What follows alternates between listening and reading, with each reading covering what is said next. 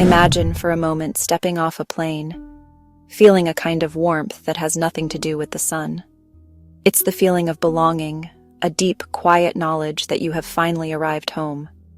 For millions of people in the African diaspora, especially African Americans, whose ancestors were forcibly taken centuries ago, this has always been more of a beautiful dream than a possible reality, a longing for a connection that was severed by the brutal tides of history. But today, on this day in 2025, that dream is no longer just a dream. It's becoming a tangible, life-changing reality as a growing number of African nations are opening their doors and their hearts. The story begins over 400 years ago, a story of immense pain and incredible resilience.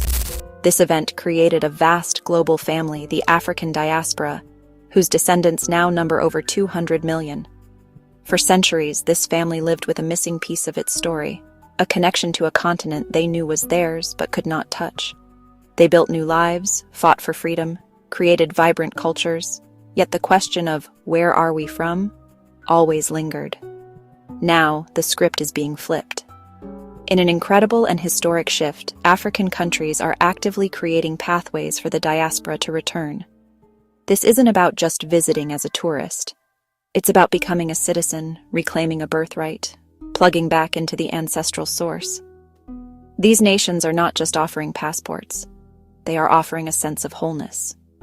They are sending a powerful message across the oceans, a message that says, "You were taken from here, but you were never forgotten.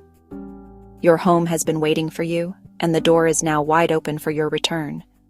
This isn't just a trend, it is the beginning of a great reconnection, weaving together the threads of a family that was torn apart, and creating a stronger, more unified global African community for generations to come. In West Africa, the nation of Benin made a powerful and historic announcement in September 2024. That sent ripples of hope across the diaspora. The government passed a groundbreaking law, one that felt like an apology and an invitation all at once. It declared that any person who can prove they are a descendant of Africans enslaved during the transatlantic slave trade could claim Beninese citizenship, completely free of charge. This wasn't some complicated immigration scheme with endless hurdles. It was a simple, direct act of restoration. The symbolism was impossible to miss, as Benin, once home to the Kingdom of Dahomey, a major hub for the slave trade, was now leading the way in healing that very wound. The process is designed to be welcoming, not intimidating. To start their journey, applicants need to provide proof of their West African ancestry, which can come from a DNA test, family records, or other historical documents. The government has streamlined the application with processing times as short as 6 months. But Benin goes a step further, understanding that this journey is emotional as well as legal. It organizes heritage tours for applicants. The world truly took notice in July 2025, when the American singer and dancer Ciara stood in the presidential palace in Cotonou, beaming with pride as she held her brand new Beninese passport. Her simple post on social media, "I'm home," was seen by millions. For some, it was a celebrity headline, but for countless members of the diaspora, it was a powerful signal that the invitation was real and the welcome was genuine. This initiative is about more than just cultural pride. It's also a smart vision for the future. Benin is actively inviting the diaspora to be partners in its growth. Since the law was passed, government reports show a significant increase in money sent to the country from the diaspora, and there's a growing interest in real estate, especially in historic cities. Benin is not just offering a passport, it's offering a stake in its future, proving that healing the past can also build a prosperous tomorrow. While some countries offer a path to citizenship that takes years, Sierra Leone has created a program that moves with incredible speed, turning a lifelong dream into a reality in as little as 60 days.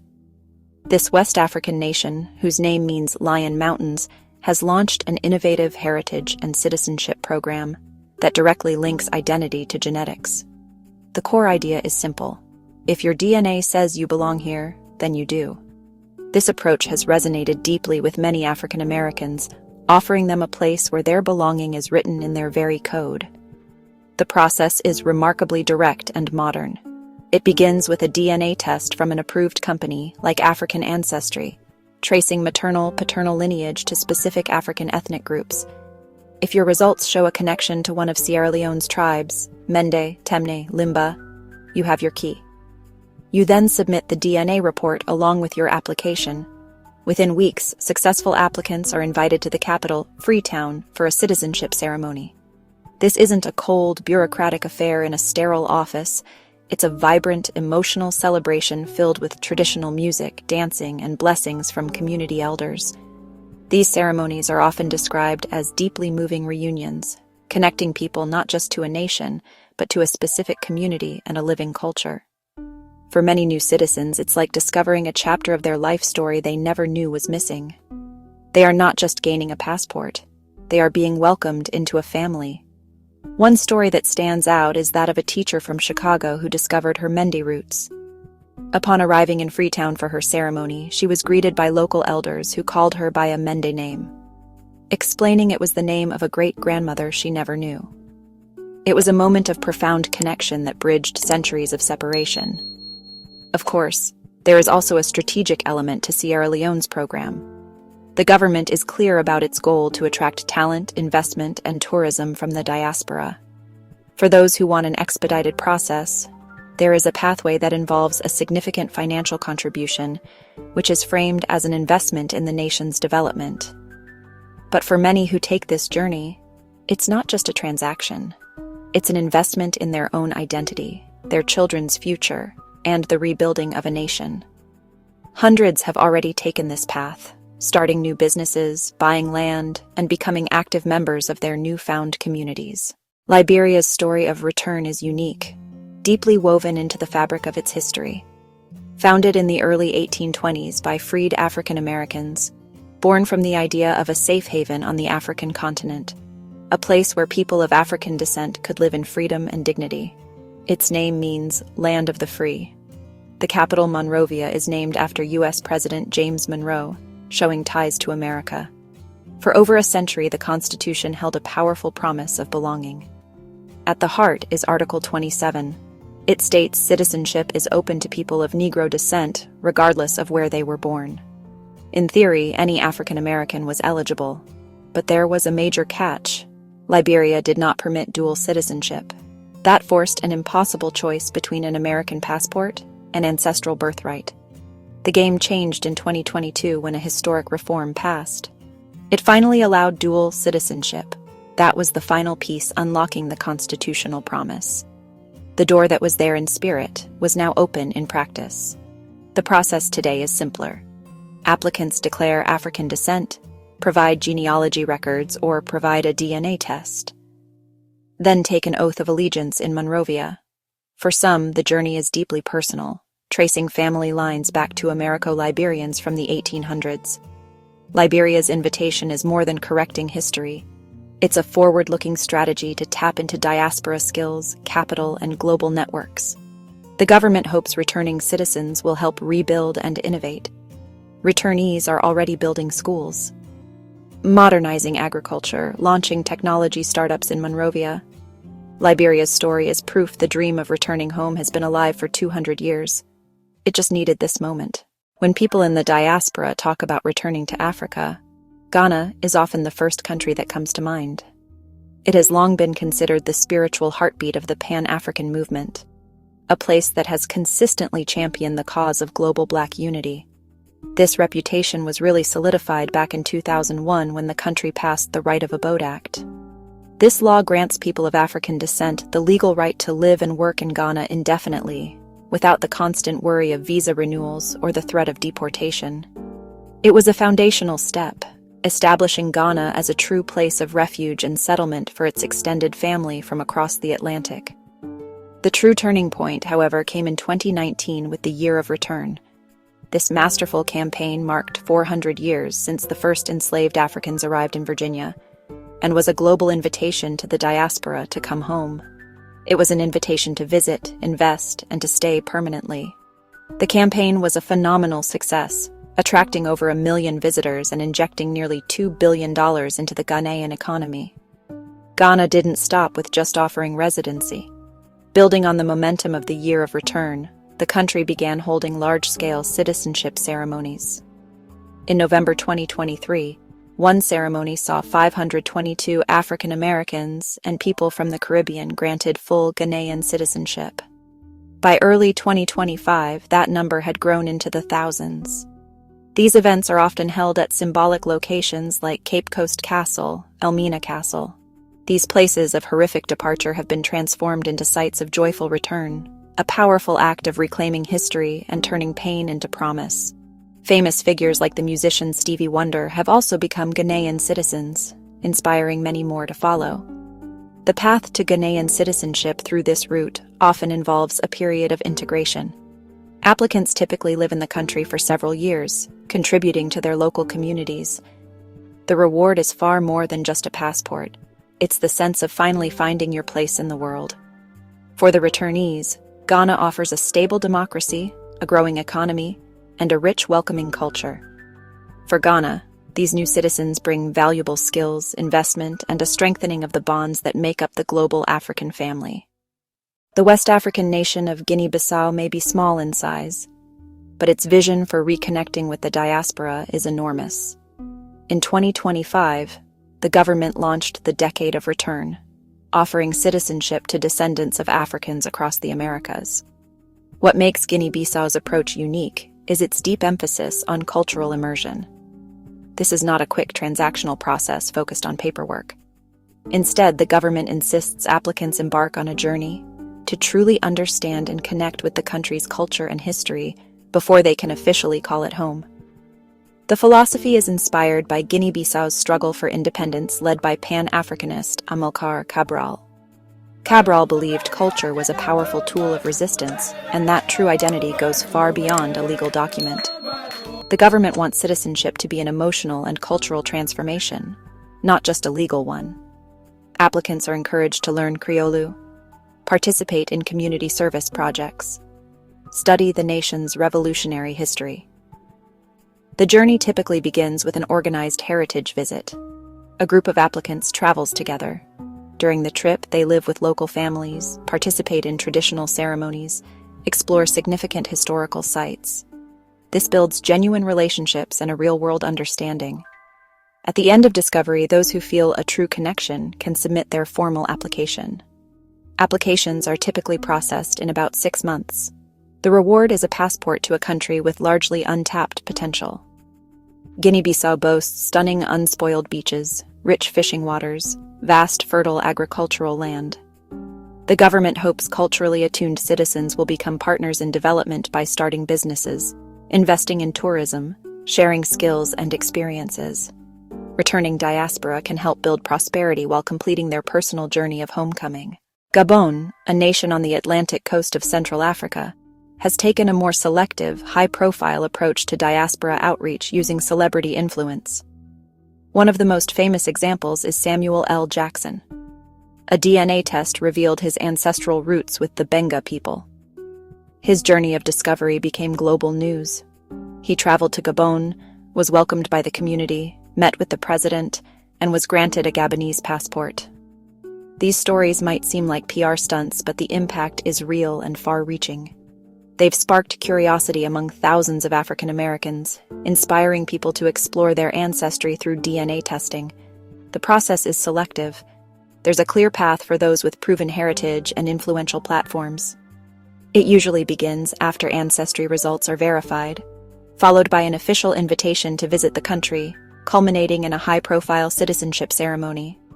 The logic is clear. Gabon's leaders favor quality over quantity.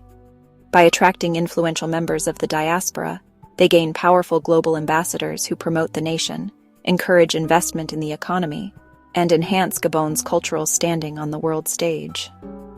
The beautiful volcanic island nation of Cape Verde, located off the coast of West Africa, has a relationship with its diaspora that is unlike any other. For generations, migration has been a central part of the Cape Verdean story. It is widely known that there are more people of Cape Verdean descent living abroad in the United States, Europe. This long history of living between two worlds has created a deep and unbreakable bond with its global family. making the path to citizenship for those with roots here remarkably straightforward and welcoming. For African Americans who discover they have Cape Verdean ancestry, the process of claiming citizenship is refreshingly simple. The government has made it a priority to reconnect with its massive diaspora. All you need to do is prove your family connection through official birth records, detailed genealogical research, or modern DNA testing that links you to the islands. Once your heritage is confirmed, you can be granted citizenship within a matter of months. It's a process designed to unite families, not create bureaucratic barriers between them. The government's motivation is both heartfelt and practical. For decades, Cape Verde's economy has been significantly supported by remittances, money sent home by its citizens living abroad. These funds are a vital lifeline. By making it easier for diaspora members to become citizens and return, the government hopes to encourage more direct investment in the country, transforming those who send money from afar into active participants, who can start businesses, buy property, contribute their skills directly to the nation's growth, strengthening the economy from within.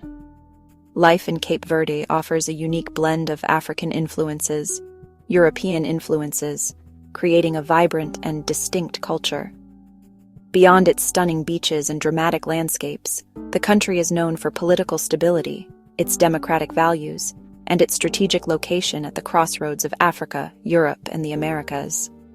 For many returnees, it represents the perfect balance, a place where they can connect with their African heritage while enjoying a high quality of life and global access. It is a warm and welcoming home for a diaspora that has always been part of its story. As we stand here in 2025, it's clear that something profound is happening. The decision by these 7 countries and others to open their doors to the diaspora is more than a collection of new immigration policies. It is the start of a new chapter in the long and complex history of the global African family. It is a conscious effort to heal a 400-year-old wound, not by forgetting the past, but by actively building a shared future.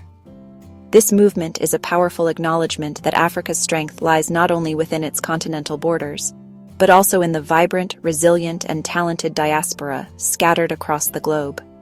For the individuals making this journey, the benefits are immeasurable. It is a chance to resolve a deep-seated identity question, to move from being a minority in one land to being part of the majority in their ancestral home. It provides a sense of belonging that can be profoundly healing. Beyond the emotional and spiritual fulfillment, it opens up a world of new opportunities to invest, build a business, own land, contribute to society. It's about trading a ceiling for a sky, finding a place where their potential is not limited by their background. The benefits flow in both directions. The African nations that are embracing the diaspora are making a brilliant strategic move. They are tapping into a resource of immense talent, creativity, and capital. Returnees bring skills in technology, education, healthcare, business, along with global perspectives that can fuel innovation and economic growth.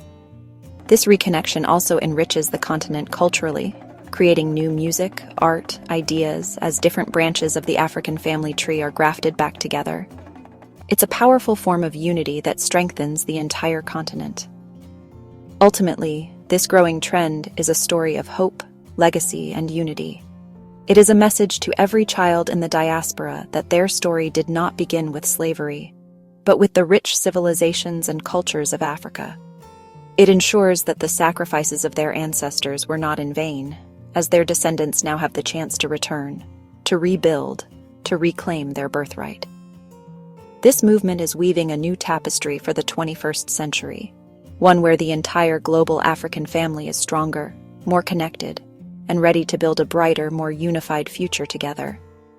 The call has gone out, and the children of Africa are finally coming home.